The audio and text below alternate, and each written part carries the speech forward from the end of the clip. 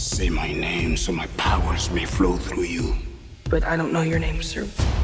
Shazam. Wait, for real? Say, okay! Shazam?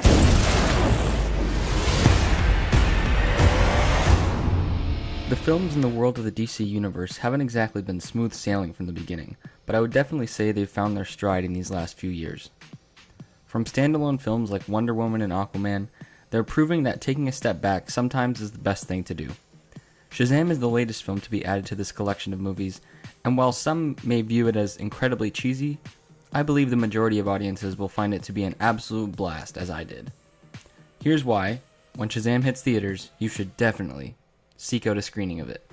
Following young Billy Batson at a very pivotal point in his life, after having lost his mother and jumped between foster homes throughout the years, he may have finally found one that works for him. Making friends with one of the foster kids in Freddie Freeman, he's interrogated about what superpowers he would love to have. Little does he know that he's about to stumble upon a magic wizard who will grant him numerous abilities and be able to turn himself back and forth between boy and man. This may sound silly, and that's because it is, but it's all done in good fun, and the story plays out very well on screen.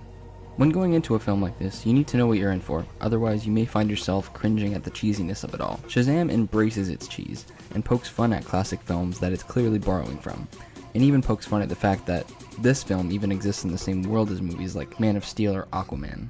That being said, you absolutely don't have to see any of the prior films, because this movie truly does stand on its own, which was a breath of fresh air. In terms of pure enjoyment, this movie fires on all cylinders and hits all the right notes, being a near perfect film for what it's striving to be. Now, where I felt this film continuously took a nosedive was within the villain subplot.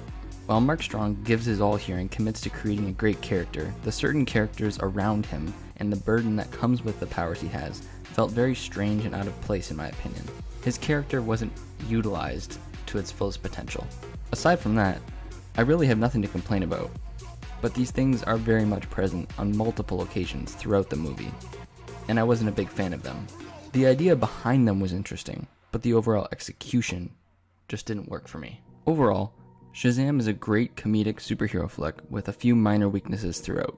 Zachary Levi as the leading man is the reason to see this movie alone, as his charisma and chemistry with Jack Dylan Grazer is absolutely amazing.